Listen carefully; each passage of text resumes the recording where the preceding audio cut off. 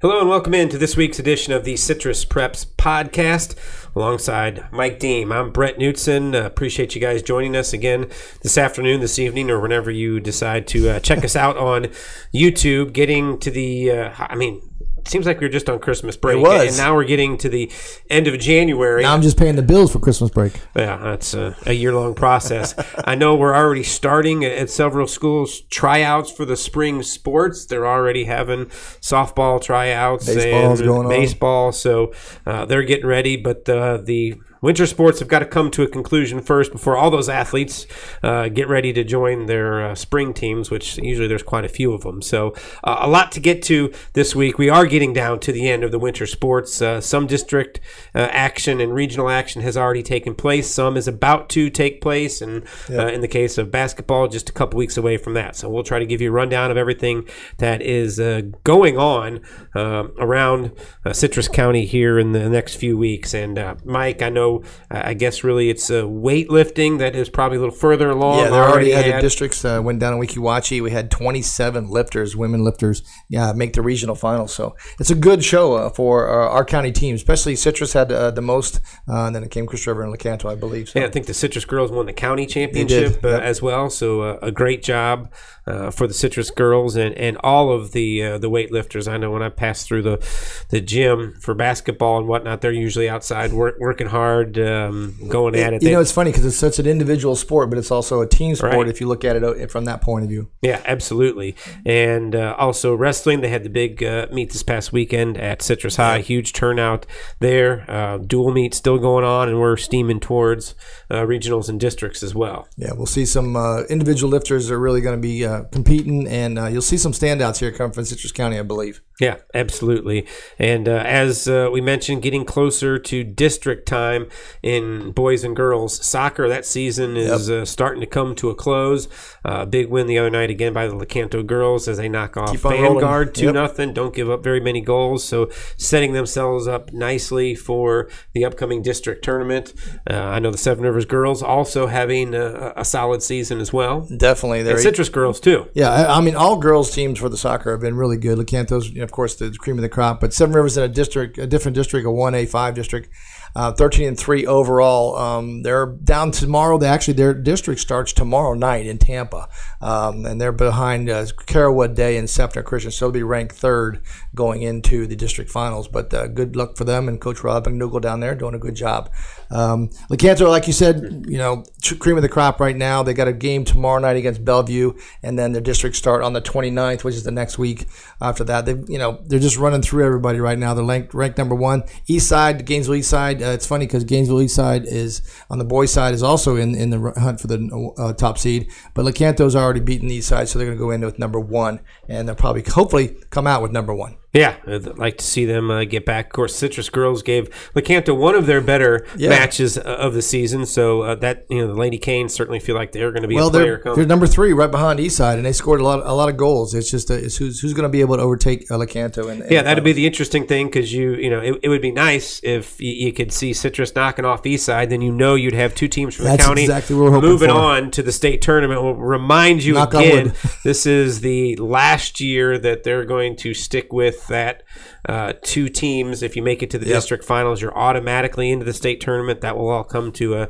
change next year. We got plenty of time to talk about that as we get closer. We mentioned last podcast the new RPI formula in football will be used, so that's changing a lot of perspectives on things. But so same old story for the soccer districts. If you make it to the district championship game, you're in the state tournament, and certainly would love to see that. So good luck to Lecanto and Citrus as they try to move through the district tournaments next week. And on the boys' side, Citrus is in the same spot. They're below East Side. They're going to be ranked number 2, more likely coming into the district finals. So you're just hoping for those two teams to meet in the finals, and then maybe to go on. And that's what we talked about districts. Right. This is the old way of doing it. You're just hoping to be in the final game. Once you're in the final game, you're in the playoffs. You're good. Then you're just playing for home field. You win the district tournament, you get that first match at home, and then if you're lucky, you might get the second match at home as well. So I mean, even though you're in, there's still something to be played for. I mean, it does. You sometimes you talk about how much does home field or home court or all that. I think it does matter. I mean,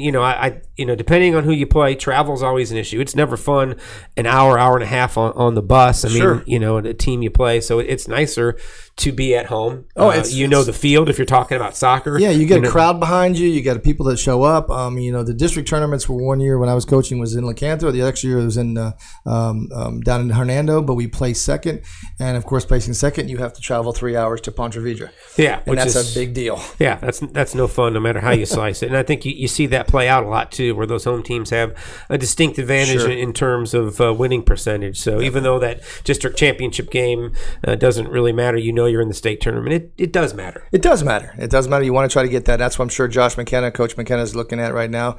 Being ranked second, he's 14-3 overall, 10-1 in district, but Eastside's just above him with one win more and beat them head-to-head. So that's where they're going to have to try to, pick up some momentum and try to get that going in the district tournament and be able to meet them in the final game. Yeah, love to see them get into the state tournament as well. As we mentioned, boys and girls basketball getting close to the end of the regular season. District tournament's just a couple of weeks away, so getting close to it. To me, the big story of the week took place earlier this week on the girls' side, where the Crystal River girls knocked off Weeki Wachee. And that was a big one. I mean, Crystal River's been right there. They'd only lost one district game. That was to Weeki Wachee. I had a chance to talk to Coach Bryant last Friday before his team played Weeki Wachee, and he was, we're not playing very good right now. I mean, we're struggling. We're hoping to just hold on to the number 2 seed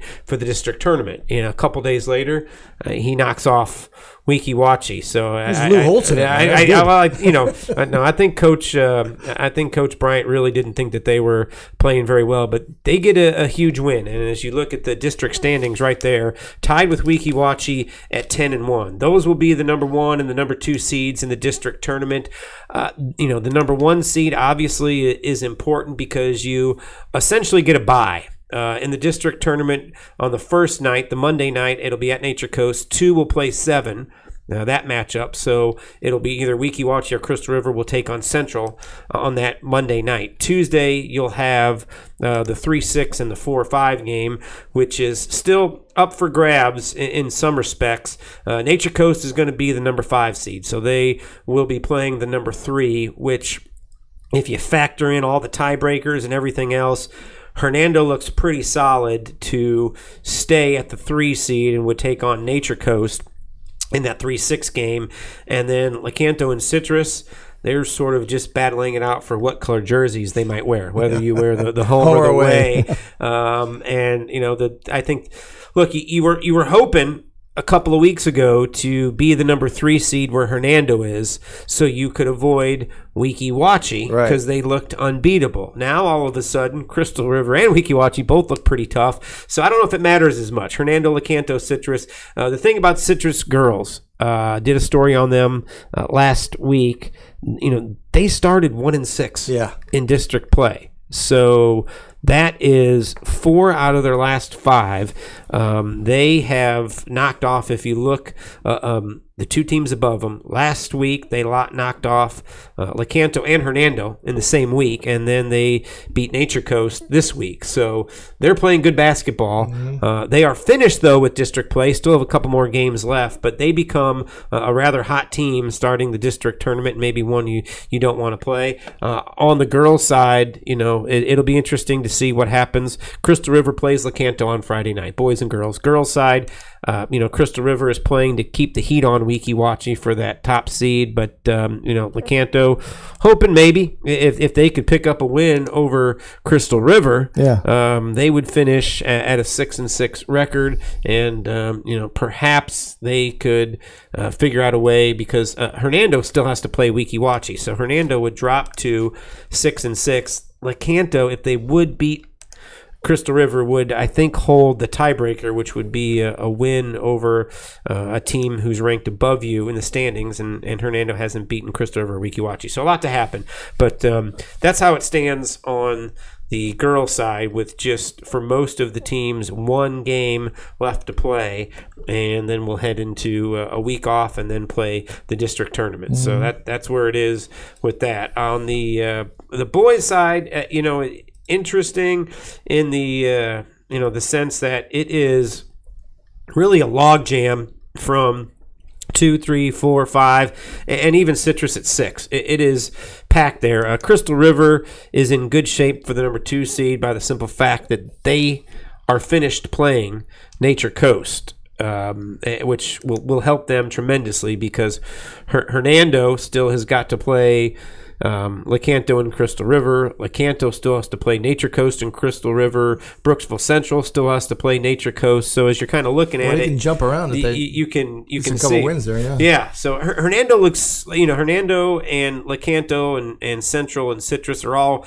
really battling it out for 3, 4, 5, and 6. Although Crystal River is right in the mix too. They look pretty good to get the number 2 seed again, as we're talking about. Can knock them off tomorrow night though. They're playing. Yeah, that would help Lecanto out tremendously. You would love to. You can just look at the standings and tell you don't want to play Nature Coast, right? I mean, you want to avoid them until the championship game. So to me, being the number 2 seed and the number 3 seed becomes really important because then you don't have to worry about Nature Coast till the championship. So Hernando, Lecanto, and Central really are all battling it out for that opportunity to be the 3 seed.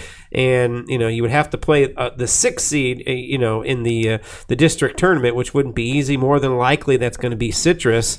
But you're trying to look ahead to how you get yourself into the state tournament. That would be avoiding Nature Coast, who continues to play well. Could help everybody out and try to beat Nature Coast tomorrow night. Central's got Nature Coast, then they got Crystal River, and then they have to play Citrus. So that's what it looks like now. But they're all playing each other, and with 3 games left for most of them, you could see all sorts of flip flops, especially between 3, 4, 5, and 6, and that's what becomes a huge game. I think Friday night on the boys' side with Lecanto taking on Crystal River. Lecanto had an overtime win at Brooksville Central on Tuesday night. That was a huge one for Coach Velarde and company because that really keeps them alive and in good shape for that number 3 spot with Hernando. I mean, if you just look at the schedule, Hernando's got Weeki Wachee. You would assume that's a win. Then Hernando plays Lecanto, and then they play Crystal River. So, I mean, that could be 3 spots moved up right there. You could see Hernando if they lose those last 2, they could finish up 6 and 6. Lecanto, of course, we mentioned the game against Crystal River. Then they've got Hernando and Nature Coast. I think Coach Velarde is figuring if we're going to get the 3, we're going to have to figure out a way to beat Crystal River and Hernando and get to 7 wins, and that would be enough for that number 3 seed. It's going to be interesting. I like the scheduling. I love when it's coming down to this last 3 or 4 games before district to try to get into position to be in the district tournament in a good position to try to get to the final game. Yeah, I mean, Nature Coast is the only one that can sort of coast and not worry about it. But I mean, these are all important games for everybody from Crystal River down to Citrus. You're playing for seeding right now, and seeding becomes extremely important. I mean, even if you're Crystal River and you get to open up with Weeki Wachee, that would help. But I mean, if you're the 3 seed and happy that you avoid Nature Coast to the championship, that means you're more than likely going to play Citrus in the first round of the district tournament. Citrus and Lecanto Friday night went right down to the wire. I was at that game. That was a heck of a basketball game. We broadcast the first game between Citrus and Lecanto. That was right down to the wire. I mean, so it's going to be interesting on the boys' side how it all plays out and who's going to get in. And as we've mentioned several times, just remind everybody that, again, the district tournament in boys and girls basketball, same as it has been. You make it to the district championship game, you are in the state tournament. The winner hosts the first round game in the state tournament. The loser would have to go on the road to the district down south, which is 6A8. So we'll keep an eye on that. But districts in the girls are held at Lecanto? The girls are going to be at Nature Coast. Nature Coast. The boys district tournament will be at Lecanto High School the week after the girls Let me tell you, tournament. If you want to see some games, that's one place you can go one place and watch a lot of games, a lot of good basketball. Yeah, I mean, that first night of the district tournament, there's one game. Tuesday, there's 2 games. Thursday, there's 2 games. And those Thursday games, the district semifinal games, those are the fun ones because you're battling for your season. You win. Not only do you get the championship game, but you also know you get a state tournament game. You lose, it's all over. You turn in the uniforms. And, we've seen some upsets in these district tournaments. It'll be interesting. Emotions will be high, too. Yeah. And, I mean, Nature Coast has been, almost unbeatable on the boys' side, but you never know. I mean, that's why you line up and play it. And on the girls' side, I mean, I think everybody's sort of took notice of Crystal River beating Weeki Wachee and says, okay, I mean, can be done. You never know. Lecanto played Weeki Wachee in the district tournament last year. Extremely tough in the semifinals. I mean, it was a 1 or 2 possession game with 3 minutes to go. So I think that just shows, just give yourself a chance and you want to get out of that first round and see what happens. Definitely. So obviously a lot still to go. We'll keep you updated not only here on the podcast but on YouTube as well. Highlights, stories, recaps. Still going to get in touch with the new head football coach at Citrus High School. Going to set that interview up for sometime later this week or next week. So we'll talk to him. As believe it or not, I mean, you're getting ready to, not too far from starting some spring practice and getting things. I'm sure he's going. Recruiting already. Well, I mean, yeah, you want the kids in. You want them in the weight room for sure. You're recruiting them to start lifting and getting things done there as well. So, and as we talked about, still don't know what's going on with the head coaching post at Weeki Wachee. They are still looking for a head coach, and that will affect the new district setup for next year. A new coach down there. Remind you again, Lecanto moving up to 6A, Dunellen moving up to 5A. Dunellen not in the district down here, but it'll still be Crystal River and Citrus alongside Weeki Wachee, Brooksville Central, Nature Coast, and Hernando will be the district for football. And we're still waiting for them to come out with the new district assignments when they do the basketball, boys and girls, and then we'll do soccer and all that. And of course, we mentioned that'll be a change in how you get to the playoffs too, with the Max Preps rankings on those other sports side, and then football is going to the RPI. There you go. And we'll see how that all works out and what it means for scheduling. Should be interesting. Don't forget to follow us on YouTube. You can subscribe to our channel, and you can see the videos anytime you want to in your underwear or anywhere sitting around you want to do. Live stream. We got actually archived games that you want to go back and watch the football games. And see it. Absolutely. Send it to family and friends. Let them know the link out of state, and tune in and watch. Like you said, at your leisure anytime you can. Check it out on YouTube. We'll continue to update things as we get ready to go into the postseason in district tournament time in the winter sports, and then start doing our previews for softball and baseball and get ready for that. Smell that? What's that? That's the grass. It's starting to grow. Well, it's going to be here. Did you not see the weather forecast? I mean, I don't see grass. Hey, spring's right there around the corner. 30-something degrees. I don't feel too good I'm ready about the for grass. baseball season already. The football's almost done. Yeah, it is, absolutely. So we usually end up talking a little NFL. Wow. Let's do it. Oh my! Just a second. Okay, for a second. I'm going to put the timer on you. Okay, no, this will be brief. Just I know it's coming already. To me, it was a lot of fun watching those AFC and NFC championship games. Wow. If you're not a fan of anybody, if you are a Saints fan or a Chiefs fan, you're unhappy about a lot of things. If you have no dog in the fight, then it's not a big deal. It was fun to watch. It was. That Saints game was, now, look, we all know that was one of the worst calls. Non-calls. Worst calls ever missed.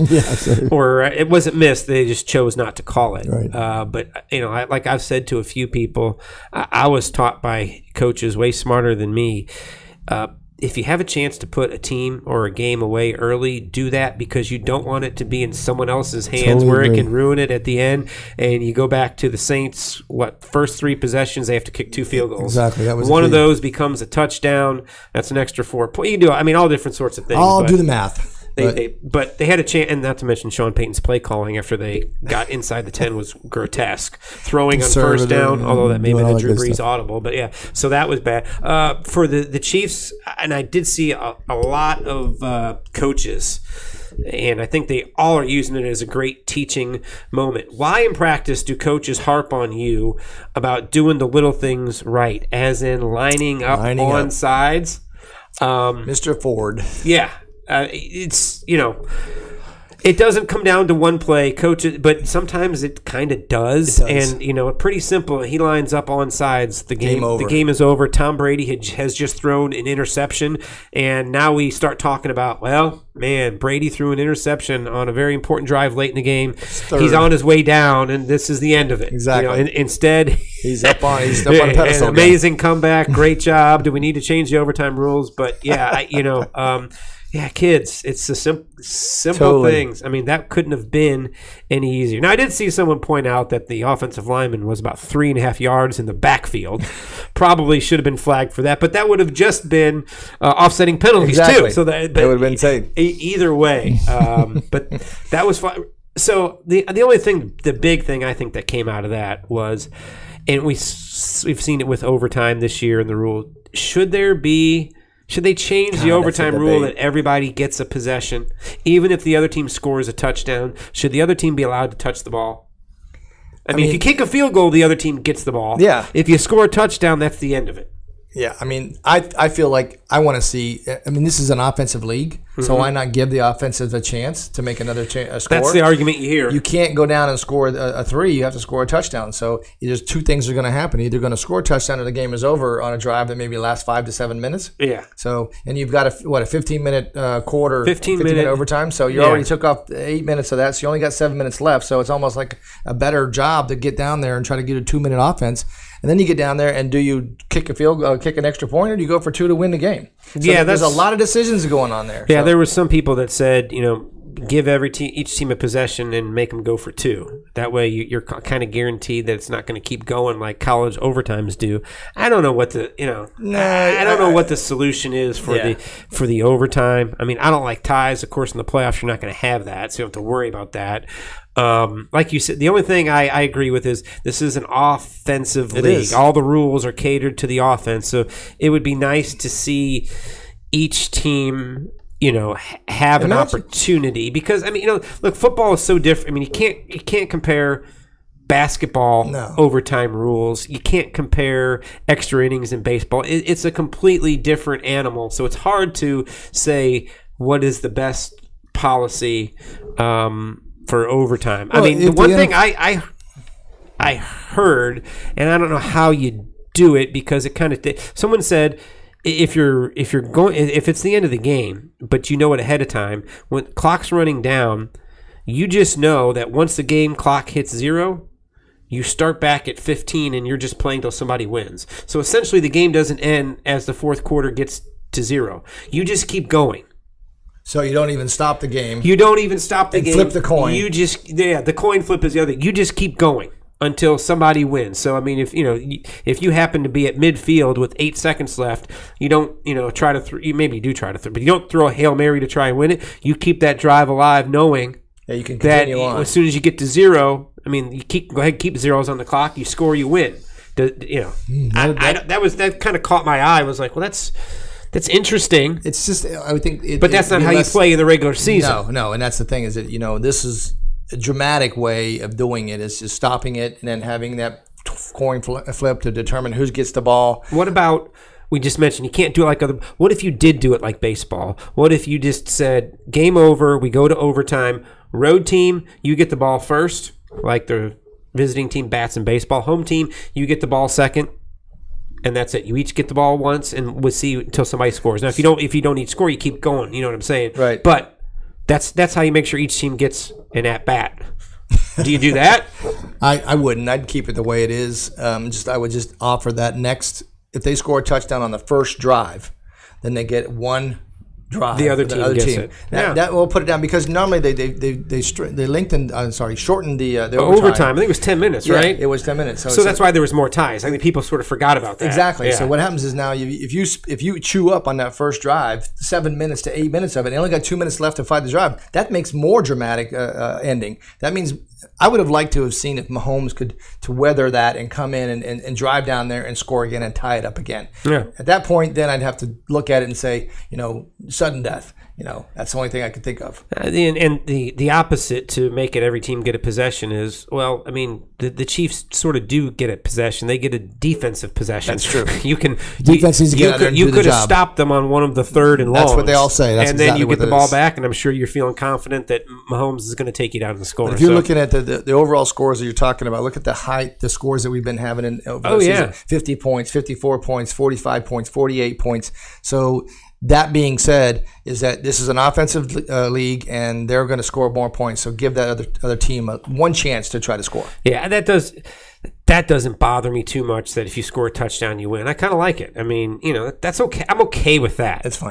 The other biggest question is, now do we start offering all these replays, pass interference replays, and can you use a coach's challenge to do it? I don't know. That's a whole other debate, and I'm telling you that I've heard this through the whole week now, the debate on that, and there's so many ideas on how to do it. I still think that in 2 minutes within the first half and 2 minutes in the second half should be the automatic replay, or somebody in the booth can call down and say, hey, there was a missed call.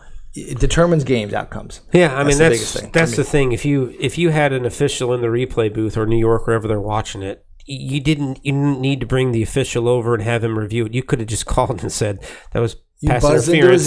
That's pass interference. You mark it off. It's a blatant call you guys missed. Yeah. I'm telling you, this is the final word from the New York. This is what it is. What about the call on Brady for roughing the passer when he did, or blow to the helmet? I think head. That kept the drive open. Kept the drive open. It's a third down on that. But there, Do you regulate the game so much that it slows down, and does it interfere with the flow of the game? How many times do you see a partial face mask grab missed? All the time.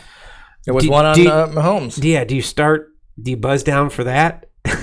I mean, especially if you're.